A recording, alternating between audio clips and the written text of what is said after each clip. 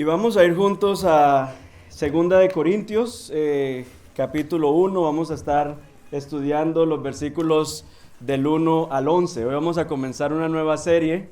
Terminamos ya Lamentaciones y nuestra serie nueva se titula Afligidos pero confiados en el consuelo de Dios. Afligidos pero confiados en el consuelo de Dios. Entonces vamos a ir a Segunda de Corintios capítulo 1, versículos 1 al 11. Dice así: Pablo, apóstol de Cristo Jesús, por la voluntad de Dios, y el hermano Timoteo, a la iglesia de Dios que está en Corinto, con todos los santos que están en toda Acaya. Gracia y paz a vosotros de parte de nuestro Padre y del Señor Jesucristo. Bendito sea el Dios y Padre de nuestro Señor Jesucristo, Padre de misericordias y Dios de toda consolación, el cual nos consuela en toda tribulación nuestra, para que nosotros podamos consolar a los que están en cualquier aflicción, con el consuelo con que nosotros mismos somos consolados por Dios. Porque así como los sufrimientos de Cristo son nuestros en abundancia, así también abunda nuestro consuelo por medio de Cristo. Pero si somos atribulados, es para vuestro consuelo y salvación.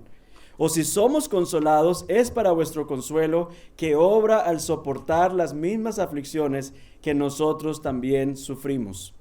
Y nuestra esperanza respecto de vosotros está firmemente establecida, sabiendo que como sois copartícipes de los sufrimientos, así también lo sois de la consolación. Porque no queremos que ignoréis, hermanos, acerca de nuestra aflicción sufrida en Asia, porque fuimos abrumados sobremanera, más allá de nuestras fuerzas, de modo que hasta perdimos la esperanza de salir con vida. De hecho, dentro de nosotros mismos ya teníamos la sentencia de muerte, a fin de que no confiáramos en nosotros mismos, sino en Dios que resucita a los muertos, el cual nos libró de tan gran peligro de muerte y nos librará, y en quien hemos puesto nuestra esperanza de que Él aún nos ha de librar. Cooperando también vosotros con nosotros con la oración, para que por muchas personas sean dadas gracias a favor nuestro, por el don que nos ha sido impartido por medio de las oraciones de muchos.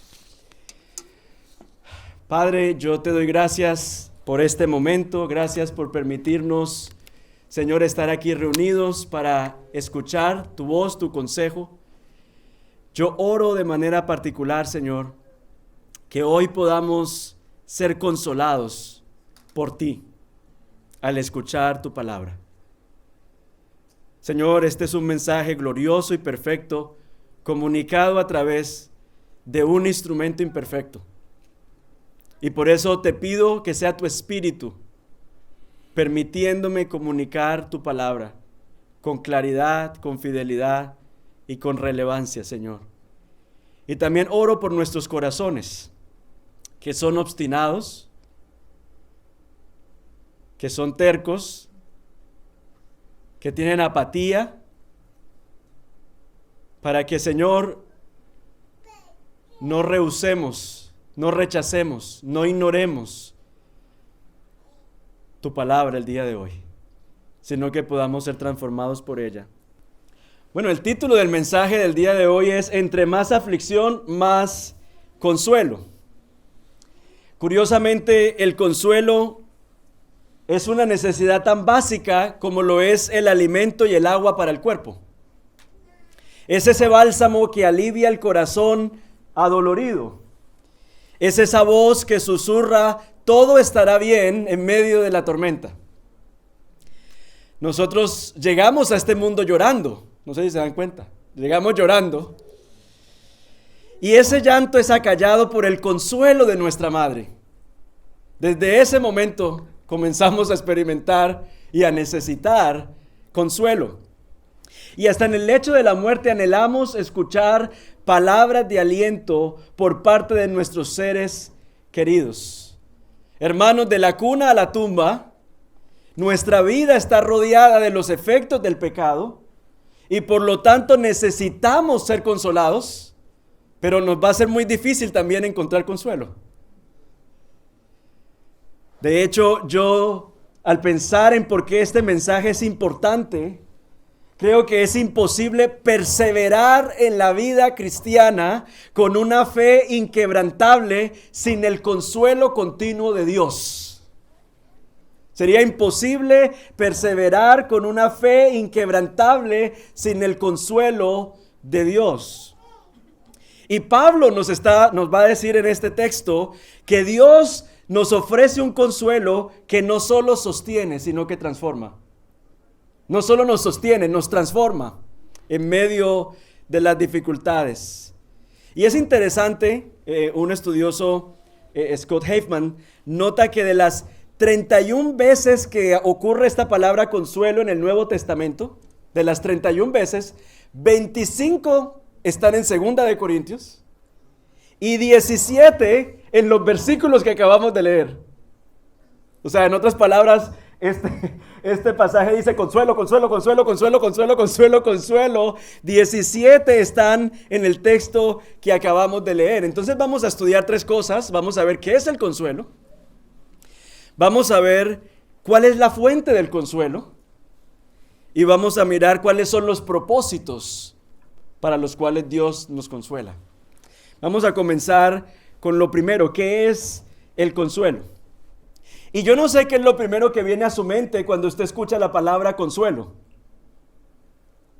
Tal vez alivio emocional frente a una tristeza.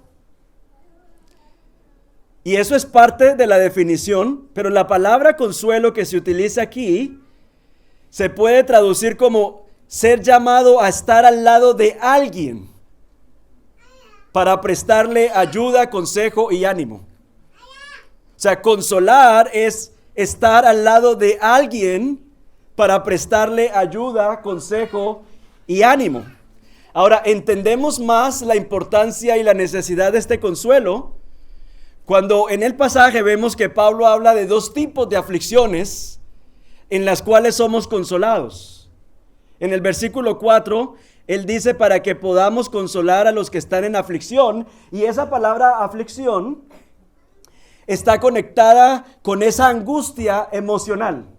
No sé si la han experimentado. Creo que sí. Esa angustia emocional, esa tristeza profunda, esa preocupación excesiva que quita el sueño. ¿Nadie? Y dice Pablo que nosotros, en medio de ese desgaste emocional, necesitamos ser consolados. Ese es un escenario del consuelo. Pero el otro escenario en el que necesitamos el consuelo, él lo menciona en el versículo 8 y tiene que ver con esas aflicciones que vienen por asuntos físicos de la salud. Él dice aquí, nuestra vida estaba en peligro. Entonces es otra dimensión de la necesidad de consuelo. Lo cierto es que lo uno afecta a lo otro, ¿no? Lo emocional afecta al cuerpo, los dolores en el cuerpo afectan porque somos seres integrales. Y creo que es importante lo que Pablo nos está diciendo aquí porque nos está recordando que el consuelo que Dios nos ofrece no es un paracetamol emocional.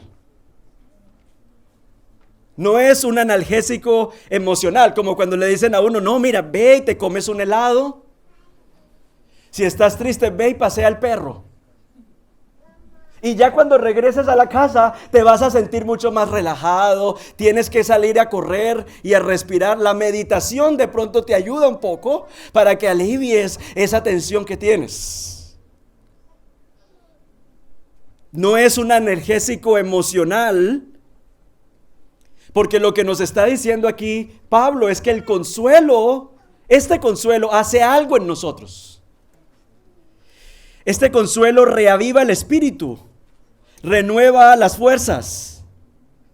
Es este consuelo de Dios el que ha sostenido a muchos mártires en la historia de la iglesia para que puedan soportar y perseverar en medio de las llamas. Uno dice, ¿y cómo tantos mártires han podido soportar? El consuelo de Dios en medio de esas situaciones. Es el aliento que permite que los prisioneros canten en las cárceles. En el libro de Hechos, los hermanos en prisión cantando al Señor, y uno dice, ¿cómo se puede estar preso y cantando? Porque es que el consuelo de Dios hace algo en ti. Renueva las fuerzas, aviva el espíritu. El consuelo de Dios impulsa a los que están enfermos a confiar en Dios un día más. Es el ánimo que levanta al abatido. Y surge la pregunta, ¿quién y qué puede producir este tipo de consuelo? Y nos dice el pasaje, vamos a mirar entonces la fuente de consuelo. Dice, bendito sea el Dios y Padre de nuestro Señor Jesucristo, Padre de misericordias y Dios de toda consolación, el cual nos consuela en toda tribulación nuestra, para que nosotros podamos consolar a los que están en cualquier aflicción, con el consuelo con que nosotros mismos somos consolados por Dios. ¿Recuerdan la definición que dimos de consuelo? Consolar es estar al lado de... Bueno, esa persona que viene al lado de nosotros es el Padre. En medio de la aflicción, con razón nos infunde aliento.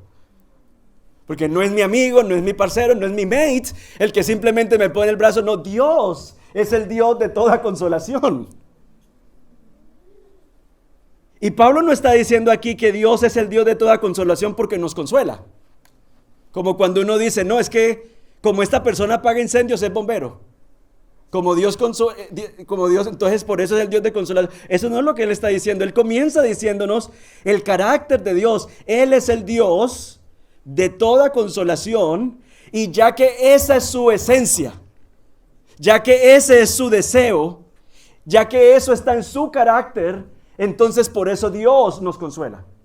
¿Sí ven la diferencia? O sea, es algo que fluye del corazón del Padre. Es algo que fluye del corazón de Dios. El Padre de misericordias desea envolver en sus brazos protectores a sus hijos afligidos. Es su deleite acompañarnos en medio de las aflicciones y tribulaciones de la vida.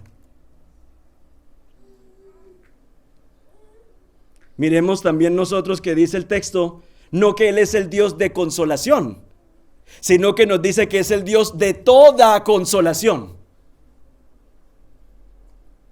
Desde la más agobiante enfermedad hasta la más devastadora tragedia, desde la traición más hiriente hasta el miedo más paralizante, hermanos, no hay valle de sombra de muerte tan tenebroso donde su consuelo no pueda infundir nueva vida en nuestras almas para que sigamos perseverando con una fe inquebrantable.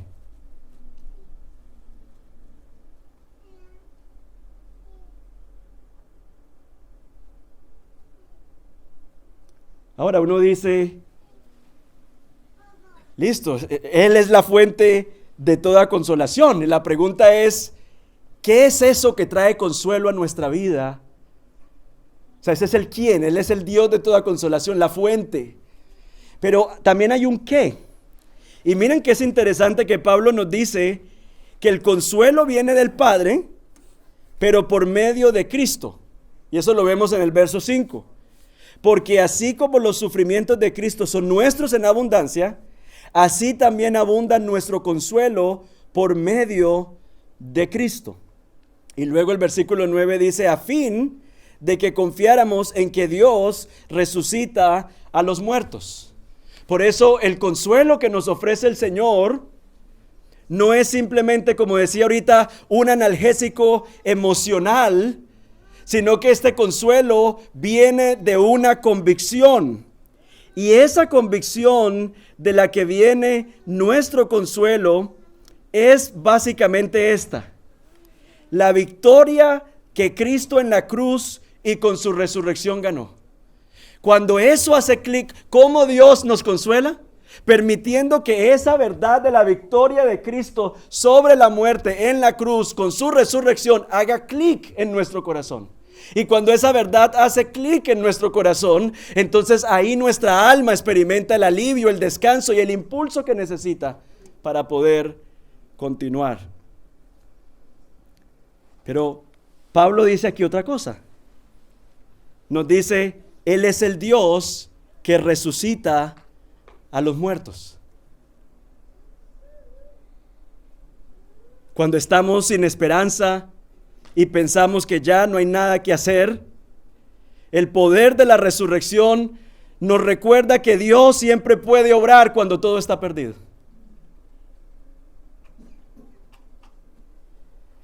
Yo recuerdo una conversación que tuve con mi prima una semana antes de morir, 34 años, y mi prima quería vivir, ella murió 3 meses antes de mi boda, ella me decía, ya yo vi el vestido, ya y yo quiero vivir, que Dios me permita vivir, pero también estaba preocupada por su hijo de 15 años, que salía del colegio. El padre del niño lo habían matado cuando el niño estaba pequeño, entonces quedaba, y esa era su preocupación. Y pensando en este texto, el Dios de toda consolación, ¿cómo este texto nos ayudaría frente a una situación como esa? La persona quiere vivir. Y este texto nos recuerda a nosotros que Dios tiene el poder para preservar nuestra vida hasta que en su soberana voluntad Él lo determine. O sea que nuestros últimos días no están determinados por un diagnóstico, por una enfermedad, sino por la voluntad del Señor. Que Él tiene el poder para infundir vida a nuestros cuerpos hasta que Él desee. Pero también, hermanos, creo que esto nos recuerda uno de los grandes pilares de la fe, y es que Dios va a resucitar nuestros cuerpos. Es el poder de su resurrección sobre nuestros cuerpos. Para el que muere, gracias a la victoria de Jesús, lo primero que verá será el rostro del Señor. Es decir, si estás vivo y Dios te quiere vivo, Dios te va a mantener y preservar vivo. Si decide el Señor que es tu momento de ir a casa, lo primero que verás después de morir será el rostro de Cristo. Y aparte de eso, tenemos la esperanza de que el Señor va a resucitar nuestros cuerpos que han sido afligidos por la enfermedad en este mundo. Y por esa razón, entonces, la esperanza de la resurrección es una fuente tremenda de consuelo. Y por otro lado, ¿qué hacemos con el niño que se queda a la deriva? Bueno, Dios es bueno y Dios es padre de huérfanos y esposo de viudas. Y Dios es el que se encarga de sacarnos adelante con su poder y con su misericordia. El consuelo no es simplemente decir, ya, sí, todo va a estar bien. Este consuelo bíblico se desprende de una convicción, y es que el Padre levantó a Jesucristo entre los muertos, y ese poder de la resurrección del Señor sigue vigente, sigue obrando, sigue presente.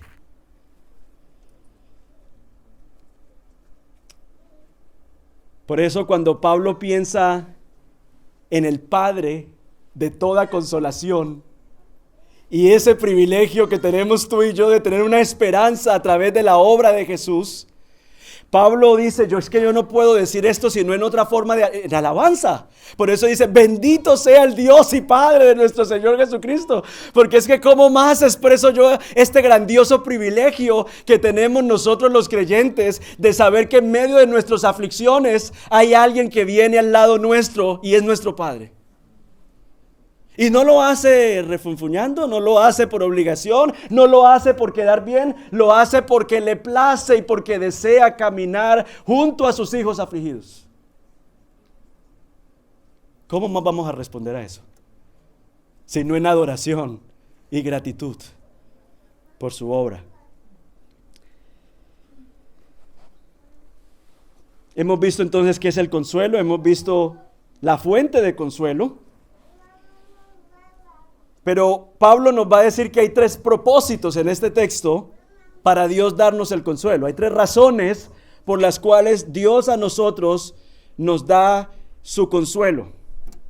Y lo importante es que este consuelo que Dios nos da, como decía al principio, no solo nos sostiene, sino que también nos transforma. Y la primera razón, el primer propósito, es para permitirnos perseverar en medio de sufrimientos extremos. Pablo dice algo aquí muy interesante. Nos dice que el consuelo de Dios es equivalente a la cantidad de aflicción que nosotros experimentemos. Lo dice en el versículo 5. Porque así como los sufrimientos de Cristo son nuestros en abundancia, así también abunda nuestro consuelo por medio de Cristo. Entonces, hermanos, básicamente el consuelo de Dios es equivalente a la cantidad de aflicción.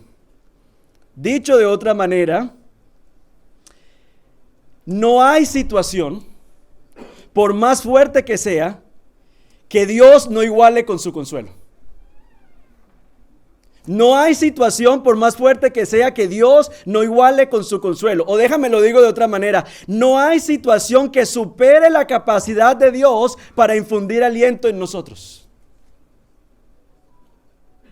No hay situación en la que tú te puedas encontrar que Dios no pueda sustentarte con su consuelo. ¿No les parece eso? Tremendo. O sea, no hay situación, no hay valle, no hay hoyo, no hay profundidad en donde el consuelo de Dios no nos pueda alcanzar.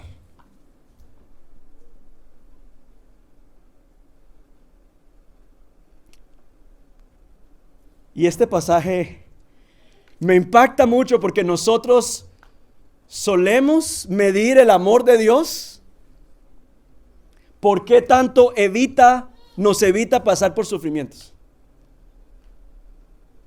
No, Dios me ama porque no he pasado por esto y por esto.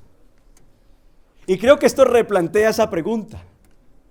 ¿No será que el amor de Dios lo podemos medir por esa capacidad incansable de siempre venir a nuestro encuentro para consolarnos?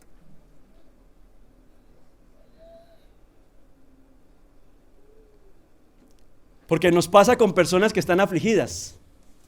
Las acompañamos un mes. Las acompañamos 2 meses. La rota de la comida para los hermanos enfermos llega apenas hasta los 2 meses. Porque ya luego decimos, todos estamos ocupados, hay más personas enfermas en la comunidad, esto y aquello. O sea, hasta aquí nos llega la batería. Pero dice la palabra que el Señor siempre viene a nuestro consuelo.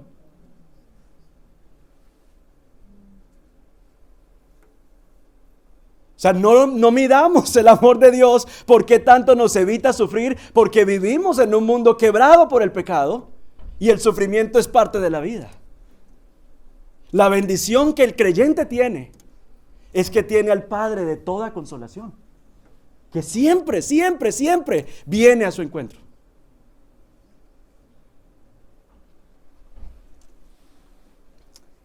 En los versículos 8 y 9, Pablo habla aquí de una aflicción desmedida, superior a nuestras fuerzas, que lo llevó al borde de la desesperación. Él no pensó salir con vida de esta situación. Y menciona que esto lo vivió cuando estuvo en Asia. Bueno, no nos dice puntualmente qué situación, pero en Hechos 19, 28 al 32, vemos una de las muchas situaciones que ellos vivieron, en las cuales pensaron, ya no salimos de esta. Dice Hechos 19, cuando oyeron esto, se llenaron de ira, la gente, la multitud. O sea, ellos estaban predicando. Y cuando la multitud oyó el mensaje, se llenaron de ira y se pusieron a gritar diciendo, grande es Diana de los Efesios. Y la ciudad se llenó de confusión y se abalanzaron al teatro, arrastrando consigo a Gallo y Aristarco. Ojo a esto, no empujando, arrastrando consigo a... ¿Sí están viendo? Este era el día a día del apóstol Pablo y sus colegas. Arrastrando consigo A Gayo y Aristarco, macedonios, compañeros de viaje de Pablo, y aún algunos de los principales de Asia, que eran sus amigos, le decían a Pablo: por favor, no te presentes en el teatro. Esta era una semana rutinaria del apóstol Pablo predicando el evangelio. Y Pablo está diciendo que sin el consuelo de Dios, ellos no hubiesen podido enfrentar ninguna de estas situaciones. Pero es en medio de esas situaciones que tú dices: es que ya esto me rebasó, que tú puedes experimentar que el poder de Dios no tiene límites. Pero nos dice también Pablo que hay otro propósito en el consuelo, y es que nos enseña a no confiar en nuestros propios recursos. Las tribulaciones nos llevan a un límite que nos llevan a darnos cuenta de que nuestros recursos son limitados, que no podemos hacer nada. Y me parece que esta afirmación confronta varias situaciones modernas, ¿no? Varias narrativas que nosotros escuchamos todo el tiempo. No necesitamos a Dios. ¿Y acaso el progreso científico no soluciona todo? Mira cómo ha avanzado la tecnología. Antes la gente se moría, ahora nosotros estamos en medio de una revolución tecnológica. Y Dios nos sigue desafiando cada vez más. El COVID fue un ejemplo que nos dejó paralizados en medio de nuestra revolución tecnológica. No sabíamos qué hacer, estábamos escondidos. Llevándonos a ese punto de mostrarnos que los recursos que tenemos no nos alcanzan. Pensamos que nos falta un penique, no, aquí nos falta la libra entera.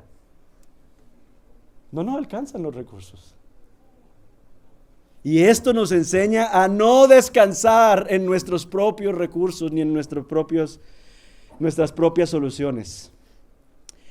El humanismo nos dice: tú eres autosuficiente, todo lo que necesitas está dentro de ti. Lo que tienes es que explotar ese campeón que hay en ti.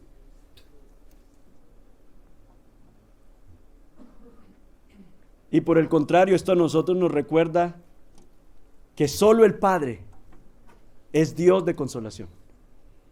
Y que los recursos que tú necesitas no están en ti, están en Él. Y por eso tienes que levantar tu mirada a Él, para que Él sea el que venga y te socorra con su consuelo.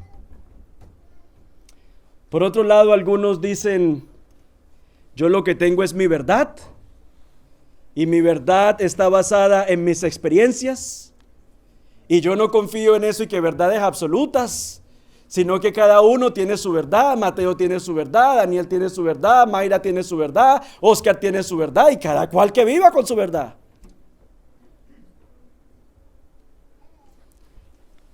Bueno, yo no sé si a ustedes les ha pasado que uno a veces va a una tienda a comprar una camisa y sale con un jean y un par de zapatos.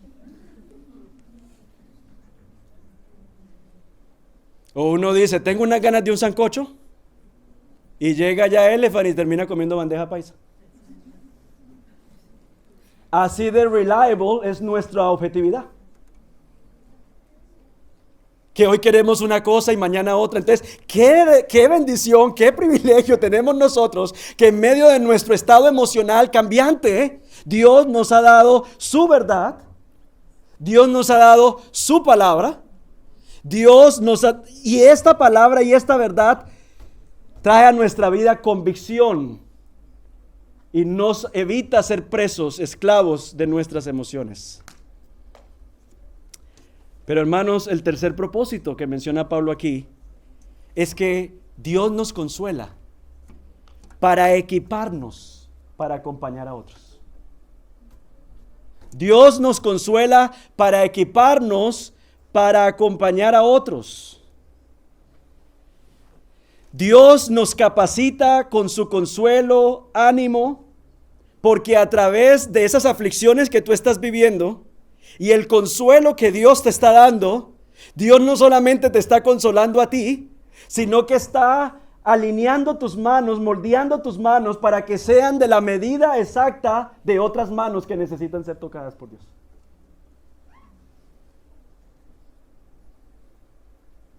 No es solamente para ti el consuelo de Dios.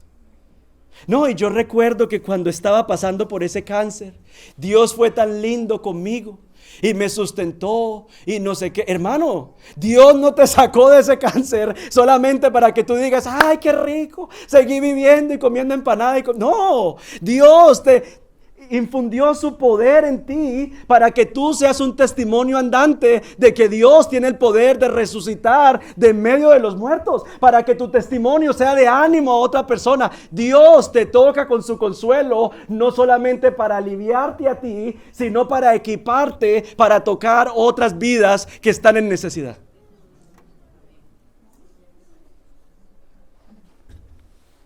Y por eso hay personas que tienen el consuelo guardado. Que Dios ha hecho mucho, Dios les ha dado mucho, y el mundo en necesidad de consolación, pero con el consuelo guardado. Hermanos, Dios está consolando a través de nosotros. Y si usted se pregunta, es que no sé cuál es mi misión aquí en la tierra. Tu misión es que seamos una extensión del consuelo de Dios en medio de un mundo que está quebrado para su gloria. Ese es el propósito. Ay, es que no sé qué hacer con mi tiempo. Es que ya me he visto 2 maratones de Netflix. Cristo no te redimió a ti para que tú estés esclavizado a Netflix, sino para que uses tu tiempo, te tomes un café con el que está afligido. Para eso es que el Señor nos ha redimido, nos ha sacado de esa esclavitud y de ese espejismo para que nosotros vivamos en misión.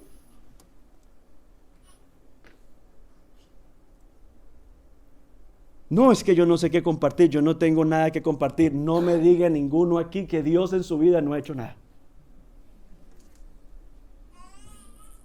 Porque eso sería despreciar la obra de la cruz y todo lo que Él hace todos los días en nuestras vidas. Por eso, hermanos, algunas conclusiones. Este pasaje nos invita a rechazar el evangelio de la prosperidad. Esa idea de la relación transaccional con Dios y que queremos gozar de los privilegios del cielo sin pasar por el sufrimiento que caracterizó la vida de Cristo. Pablo aquí lo está diciendo claro. Es que nosotros es porque estamos padeciendo los sufrimientos de Cristo. Todo el que quiera vivir para Dios va a sufrir, hermanos. Aparte del sufrimiento por todo lo que vivimos en este mundo, todo el que quiera vivir para Dios, como es vivir contracorriente, va a sufrir. Número 2, somos llamados a entender que el consuelo divino no es un alivio temporal. No es paracetamol para un ratico. Es una convicción profunda de que Dios es fiel y es poderoso para resucitar. Pero número 3, este pasaje nos invita también a acercarnos diariamente para orar y adorar a Dios. Porque allí, en la presencia de Dios, sentimos, experimentamos el consuelo. Hermanos, no muramos de sed al lado de la fuente. Cristo rompió el velo para que usted y yo podamos venir diariamente por consuelo. ¿Cómo la ve? Ilimitado, acceso ilimitado al consuelo del Padre. Gracias a la obra de Cristo. Hermano, cierra tu puerta, llora.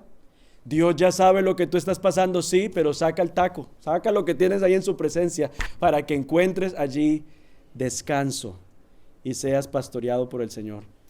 Recuerda que un corazón contrito y humillado, Él jamás lo desprecia. También creo que nos invita este pasaje a resistir ver el sufrimiento con resignación.